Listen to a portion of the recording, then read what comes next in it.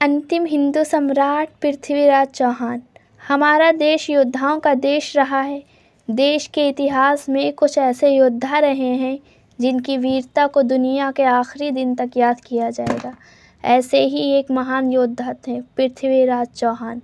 पृथ्वीराज चौहान दिल्ली पर राज करने वाले आखिरी हिंदू सम्राट थे। वे बचपन से ही निडर थे। कहा जाता है कि वे इतने निडर थे कि एक बार तो उन्होंने शेर का जबड़ा अपने हाथों से ही फाड़ डाला। पृथ्वीराज संयोगिता नामक राजकुमारी से बेहद स्नेह करते थे। संयोगिता कन्नौज के राजा जयचंद्र की पुत्री थी। वह भी पृथ्वीराज की दीवानी थी, लेकिन जयचंद्र को उन दोनों की शादी मंजूर नहीं थी। पृथ्वीराज ने एक स्वयंवर में से संयोगिता को लेकर भाग गए और जयचंद्र कुछ न कर पाए। लेकिन इस घटना के कारण वो बहुत अपमानित हुए, जिस कारण से जयचंद्र ने मोहम्मद गौरी के साथ मिलकर पृथ्वीराज को मारने की रणनीति बनाई।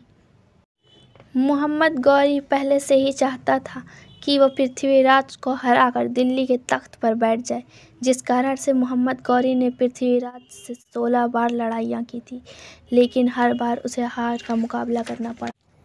पहली लड़ाई 1178 ईस्वी में माउंट आबू के पास कायादार पर लड़ी गई थी और पृथ्वी ने गौरी को बुरी तरह से हरा दिया।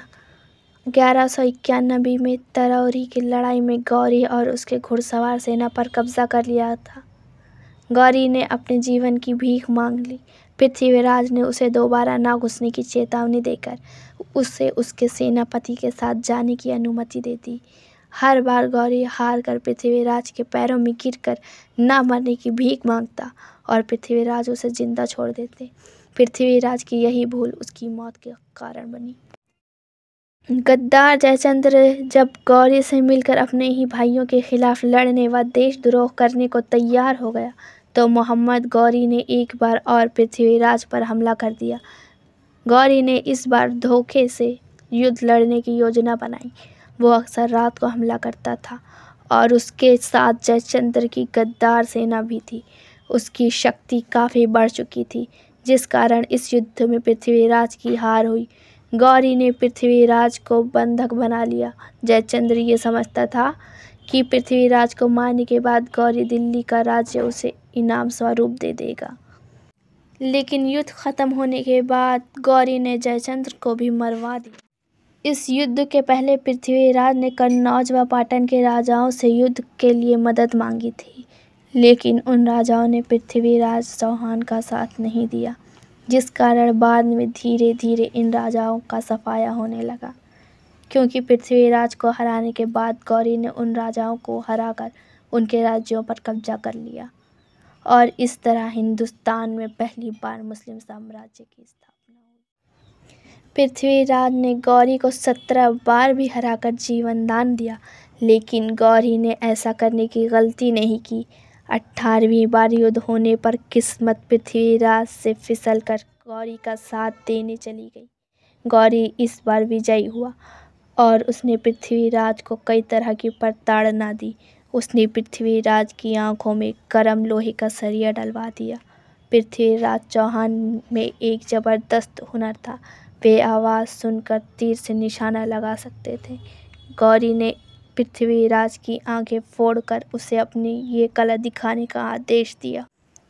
उसने कई जगहों पर घंटे लटकवा दिए और उन्हें दूर से बजाने का इंतज़ाम करवा दिया। वह एक मंच पर शांत बैठा था, क्योंकि उसे एहसास था कि कहीं उसके मुंह से आवाज़ न निकल जाए तो कहीं पृथ्वीराज उसी पर बाण न चला दे। खैर, पृथ्वीराज ने अपनी कला का प्रदर्शन शुरू किया। जिस तरफ भी घंटा बजाया जाता, उसी तरफ पृथ्वीराज ने तीर छोड़कर घंटे को गिरा दिया। हर बार पृथ्वीराज का निशाना अचूक रहा। ये देखकर गौरी खुद को पृथ्वीराज की तारीफ करने से रोक न पाया और उसके मुंह से निकला, वाह पृथ्वी वाह। जैसे ही पृथ्वीराज ने यह आवाज़ सुनी, वो समझ गए कि ये गौरी की आवाज़ है और तुरंत उन्होंने उसी आवाज़ की तरफ निशाना साधा और बाण चला दिया।